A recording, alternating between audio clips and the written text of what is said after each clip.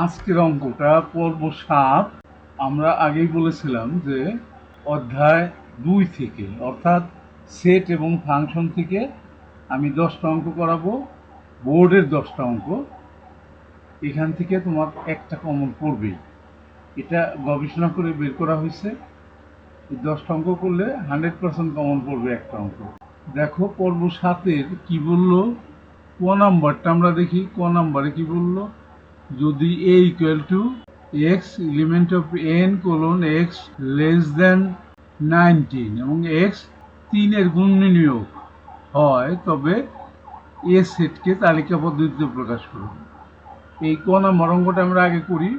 পর্ব ৭, ক নাম্বার দেওয়া আছে a equal to x element of n colon x less than 19 এবং এক্স 3-এর গুণিতক।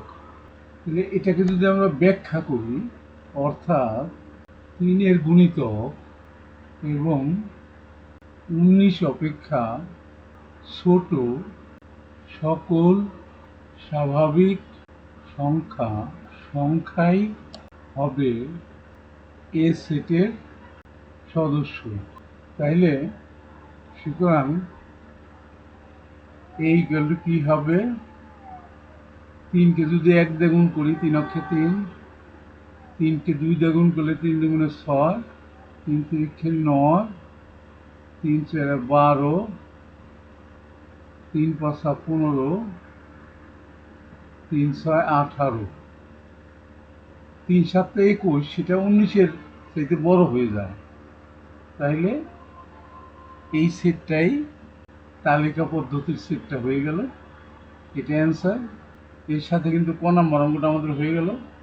আমরা খ নাম্বার অঙ্কটা দেখে আসি।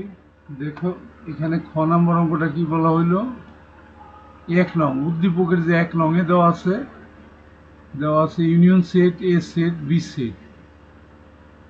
1 নং হতে প্রমাণ করো যে A set B equal to A set B পূরক equal to A minus B সংযোগ বি মাইনাস এ। তাহলে করি আমরা খ নাম্বার অঙ্কটা। খ নাম্বারে দেওয়া আছে ইউনিয়ন সেটটা দেওয়া আছে A B C D E F G পর্যন্ত ইউনিয়ন সেট দেওয়া আছে। এরপরে এ সেট দেওয়া আছে এ বি সি ডি। এরপরে বি সেট দেওয়া আছে এ ই এফ জি। তাইলে আমরা বাম পক্ষের একটা অংশ আগে বের করব।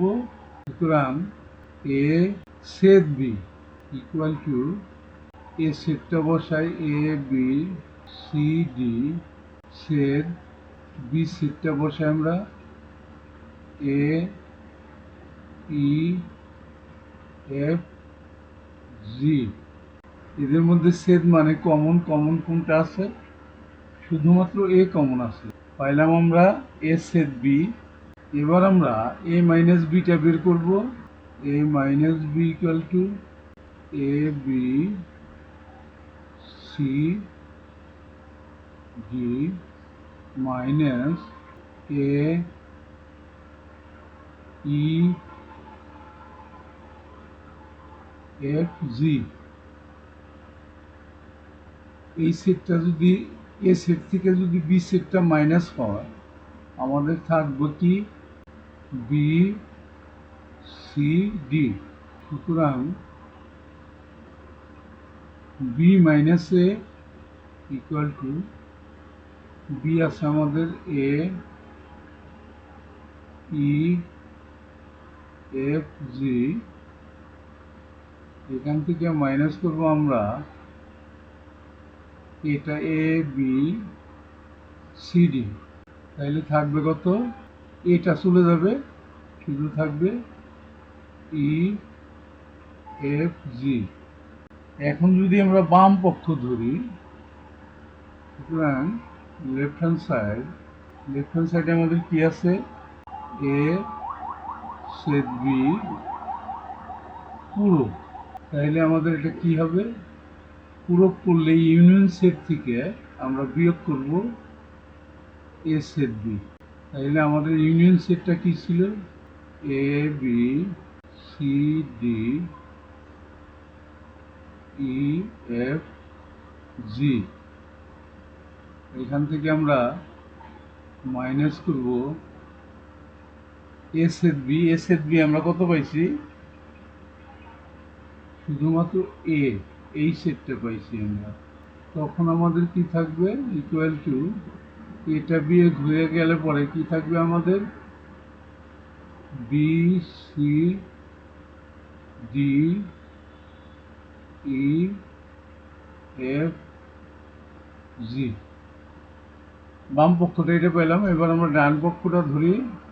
সুতরাং রাইট হ্যান্ড সাইডটা কি? রাইট হ্যান্ড সাইডটা ছিল এ মাইনাস বি সংযোগ বি বি মাইনাস এ। এই দুইটা সেট কিন্তু আমরা বের করে রাখছি, সেইটা শুধু বসাবো। Equal to A minus B আমরা কত পাইছি? এ মাইনাস বির সেটটা আমরা পাইছি বিসিডি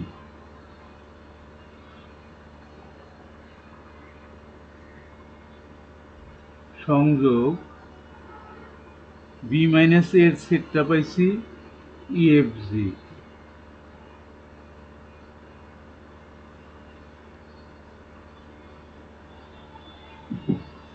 এটা যদি আমরা একত্র করি তাহলে আমাদের সেটটা আসে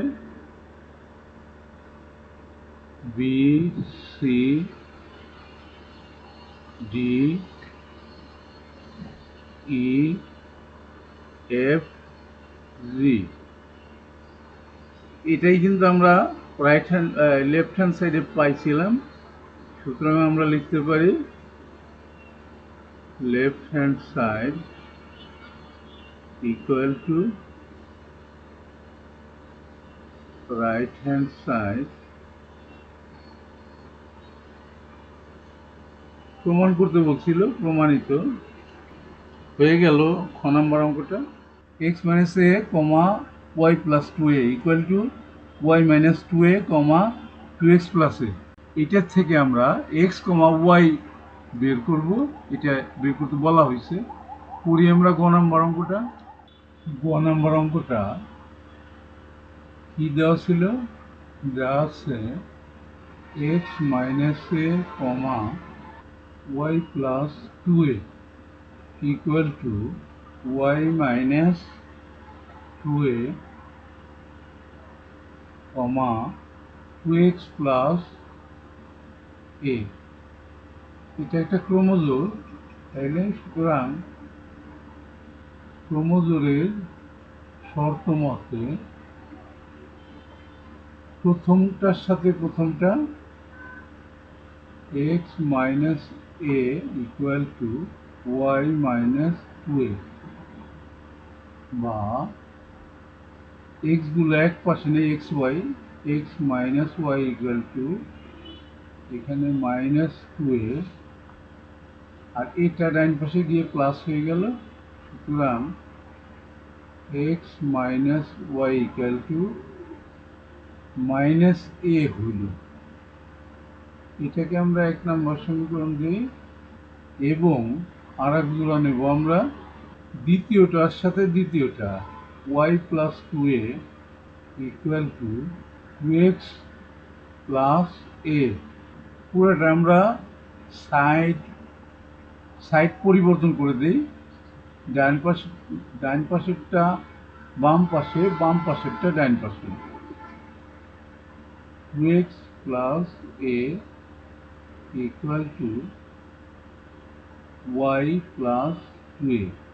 এখানে কিন্তু সাইন পরিবর্তন হবে না, পুরোটা এক পাশ থেকে আর এক পাশে নিলে পরে সাইন পরিবর্তন হয় না। আমরা দাগ দিয়ে ডাইন পাশে করি, বা two x minus y equal to, ডাইন পাশে টু এ প্লাস ছিল, টু এ মাইনাস এ। সুতরাং two x minus y equal to a. এটাকে আমরা 2 নম্বর সমীকরণ দিয়ে ফেলি। 1 নং আর 2 নং যোগ করে দেব আমরা। 1 নং ও 2 নং সমীকরণ যোগ করে, তাহলে 1 নং ও 2 নং সমীকরণটা বাম পাশেরটা বাম পাশে যোগ, ডান পাশেরটা যোগ না বিয়োগ করে দেব আমরা। যোগ করলে কাটা যাবে না, বিয়োগ করলে কাটা যাবে। এখানে আমরা বিয়োগ করব, বিয়োগ করে, তাহলে বাম পাশেরটা 1 নম্বর সমীকরণ বাম পাশেরটা ছিল কি এক্স মাইনাস ওয়াই বিয়োগ ব্র্যাকেটের মধ্যে রাখি 2x মাইনাস ওয়াই। এই প্লাস ওয়াই মাইনাস ওয়াই কাটা গেল, মাইনাস 2x থেকে একটা চলে গেলে থাকে minus x equal to minus 2a। Minus minus বাদ দিলে সুতরাং এক্স ইকুয়াল টু 2a। এখন এক্স এর মান 1 নং সমীকরণে বসিয়ে, 1 নং সমীকরণটা ছিল কি x minus y equal to minus a. X এর মানটা আমরা 2a বসাই দিই, বা 2a minus y equal to minus a. এবার ওয়াইটাকে প্লাস করে ডান পাশে নেব আর এটাকে প্লাস করে বাম পাশে নেব, তাহলে 2a plus A equal to Y. সুতরাং ওয়াই ইকুয়াল টু আসলো আমাদের 3a। তাহলে সুতরাং নির্ণয় মান X comma Y equal to 2a comma 3a। এটাই কিন্তু অ্যান্সার। এরই সাথে কিন্তু আমাদের আজকের সৃজনশীল অঙ্কটা শেষ হয়ে গেল। আমি আগেই বলেছিলাম যে আমরা এই সেট এবং ফাংশন চ্যাপ্টার থেকে 10টা অঙ্ক করাবো। এই 10টা থেকে একটা অঙ্ক 100% শিওর এসএসসি পরীক্ষায় কমন করবে। সেই কারণে তোমাদের এই 10টা অঙ্ক শিখে রাখা দরকার। তোমরা যদি এটা শিখতে পারো তাহলে অবশ্যই চ্যানেলটাকে সাবস্ক্রাইব করে দিবা, লাইক করবা, শেয়ার করে বন্ধুদেরকে জানাই দিবা। Thank you for watching, see you next.